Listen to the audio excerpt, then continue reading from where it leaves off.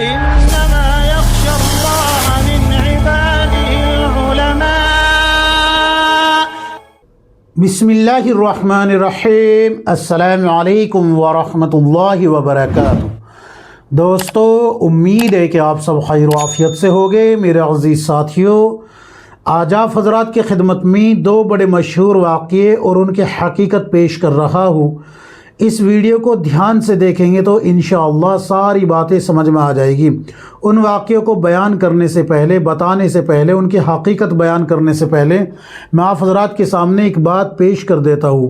بہت سے حضرات یہ کہتے ہیں کہ مفتی صاحب، یہ تو جو ہے اکابر کی کتابوں میں روایتیں لکھی ہوئی ہے، اکابر بیان کر رہے ہیں، فلاں بزرگ نے بیان کی تھی، فلاں بزرگ کی کتاب میں موجود ہے، اس طریقے سے دلیل دیتے ہیں.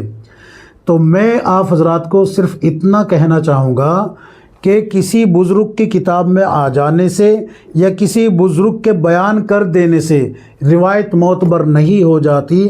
معتبر ہونے کے لیے ضروری ہے اس کی سند کا معتبر ہونا. سمجھ میں آ رہی نا بات؟ روایت کے معتبر ہونے کے لیے ضروری ہے اس کی سند کا معتبر ہونا. اگر سند معتبر نہیں ہے تو پھر یہ روایت قابل قبول نہیں ہوگی. اور یہ بھی یاد رکھے کہ ایک ہوتی ہے ضعیف روایت اور ایک ہوتی ہے شدید ضعیف. ضعیف روایت کو بیان کیا جا سکتا ہے فضائل میں، اور شدید ضعیف کو بیان کہیں بھی نہیں کیا جا سکتا. شدید ضعیف جو ہوتی ہے وہ من گھڑت کے مشابہ ہوتی ہے، یعنی جو حکم من گھڑت کا ہوتا ہے وہی حکم شدید ضعیف کا ہوتا ہے.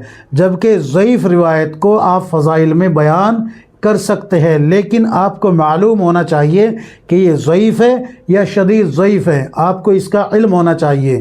اس کی سند ہے بھی معتبر یا نہیں، یہ آپ کو معلوم ہونا چاہیے.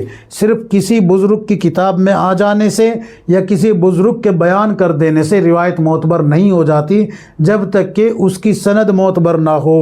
اگر ایسا ہوتا کہ صرف بزرگ کے بیان کر دینے سے روایت معتبر ہو جاتی تو پھر اب اس دور سے زیادہ بڑے بزرگ اس دور میں گزرے ہیں جب ان روایتوں کو من گھڑت قرار دے دیا گیا.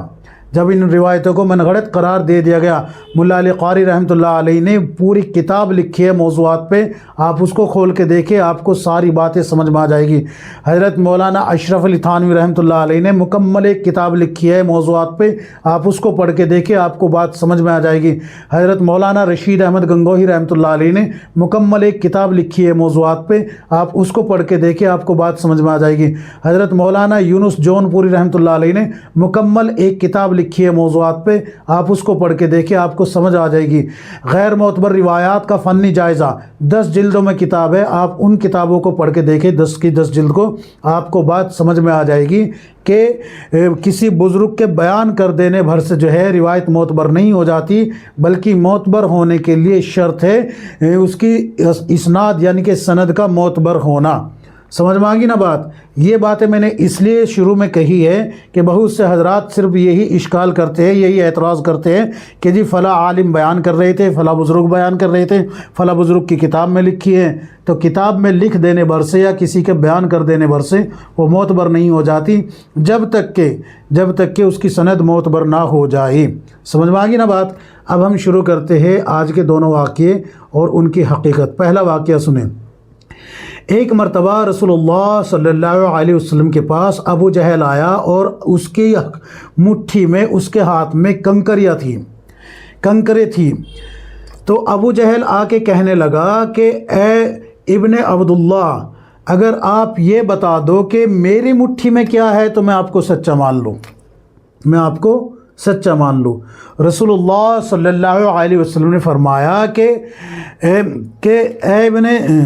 اے ابو جہل یا اے چچا، کچھ بھی کہا تو کیونکہ بیان کرنے والے مختلف طریقوں سے بیان کرتے ہیں نا، اس لیے جو ہے یہاں ٹینشن ہو جاتی ہے کہ لفظ کیا لے کے آؤں. تو آپ صلی اللہ علیہ وسلم نے فرمایا کہ اگر جو تمہارے ہاتھ میں ہے وہی گواہی دے دے کہ میں کون ہوں تو کیا تم اسلام قبول کر لو گے؟ تو ابو جہل کہتا ہے ہاں میں اسلام قبول کر لوں گا.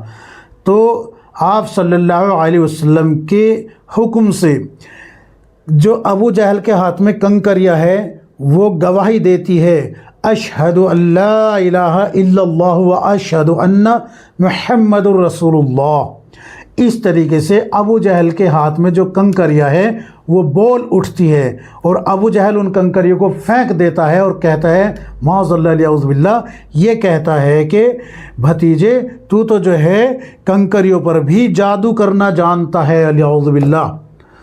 अल्लाह के नबी सल्लल्लाहु अलैहि वसल्लम को माज़ल्लाह जादूगर कहा करता था ये मलगून अबू जहल, और वो कंकरियाँ फेंक दी। तो क्या है इस वाक़ये की हकीकत? ये वाक़या बिल्कुल मनगढ़ंत है, कहीं से भी ये साबित नहीं है, ना ही तो किसी सही हदीस में है, ये किसी सही रिवायत में कहीं भी नहीं है, हसन में कहीं भी नहीं है, ज़ईफ़ में कहीं भी नहीं है। हत्ता कि अगर आप मौज़ूआत की किताबें खोल के देखेंगे उनमें बिल्कुल साफ़ लफ्ज़ों में ये बात लिखी है कि ये मनगढ़ंत बात है, अल्लाह के नबी सल्लल्लाहु अलैहि वसल्लम की तरफ झूठ मंसूब किया गया है। आप किताबें खोल के देख लीजिए, गैर मोतबर रिवायात का फ़नी जायज़ा किताब खोल के देखिए, 10 जिल्दों में किताब है, उसको पढ़े, इंशाअल्लाह बहुत से इश्कालात आपके दूर हो जाएंगे। दूसरा वाक़या भी बड़ा मशहूर है, बयान करने वाले इसको बयान करते हैं कि रसूलुल्लाह सल्लल्लाहु अलैहि वसल्लम अबू जहल के घर 100 से भी ज़्यादा मरतबा दीन की दावत लेके गए हैं, दीन का पैगाम लेके गए हैं, अल्लाह के दीन की दावत लेके गए हैं, 100 से भी ज़्यादा मरतबा गए हैं। ये इस तरीके से बयान किया जाता है और साथ में ये कहते हैं कि अबू जहल ने इस्लाम कबूल नहीं किया। अल्लाह के नबी सल्लल्लाहु अलैहि वसल्लम तो एक एक घर पे 100 मरतबा 70 मरतबा गए हैं। इस तरीके से इसको बयान करते हैं। खूब अच्छे से याद रखो, रसूलुल्लाह सल्लल्लाहु अलैहि वसल्लम ने दीन की तबलीग के लिए जी तोड़ मेहनत की है, हर लम्हा फ़िक्रमंद रहते थे, लेकिन अबू जहल के दरवाज़े पे 100 मरतबा या 70 मरतबा गए हैं। ये रसूलुल्लाह सल्लल्लाहु अलैहि वसल्लम पे तोहमत है, झूठ बांधा जा रहा है, अल्लाह के नबी सल्लल्लाहु अलैहि वसल्लम की तरफ मंसूब करके झूठ बोला जा रहा है। इसलिए ऐसे वाक़यात को बयान करने से रुक जाना चाहिए। हमारे सामने कुरान करीम में 114 सूरतें मौजूद है, उनके तराजिम मौजूद है, तर्जमे पढ़ के देख लीजिए, तफासिर पढ़ के देख लीजिए। इसी तरीके से लाखों की तादाद में मोतबर सनद से जो रिवायतें हैं वो भी मौजूद है, आप उनको बयान करें।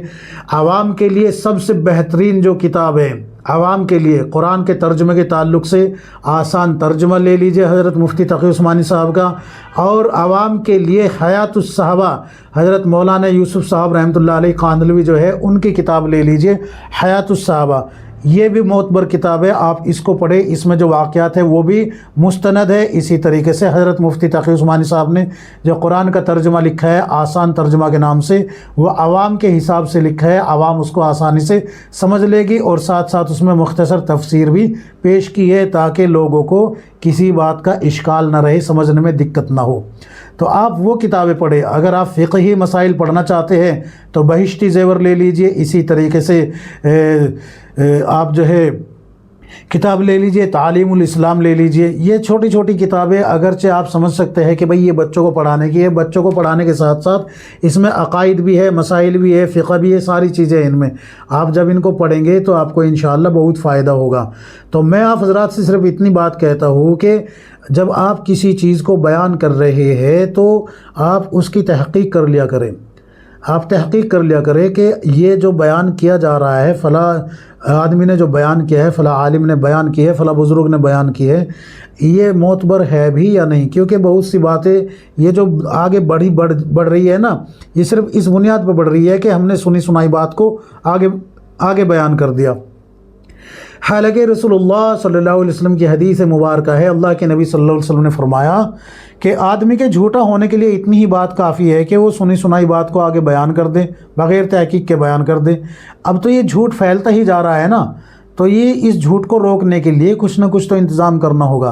तो आप भी जो है इस कोशिश में हिस्सा ले और इस कोशिश को करें कि झूठ को ना खुद बयान करे, रसूलुल्लाह सल्लल्लाहु अलैहि वसल्लम की तरफ जो झूठ बोले गए हैं ना तो उनको खुद बयान करे, और अगर कोई बयान कर रहा है तो उनको भी रोके। उम्मीद है कि बात समझेंगे, अमल करेंगे। अल्लाह तबारक व तआला मुझे भी आपको हम सबको किताब व सुन्नत के मुताबिक ज़िंदगी गुजारने की तौफ़ीक़ अता फ़रमाए। आमीन या रब्बल आलमीन।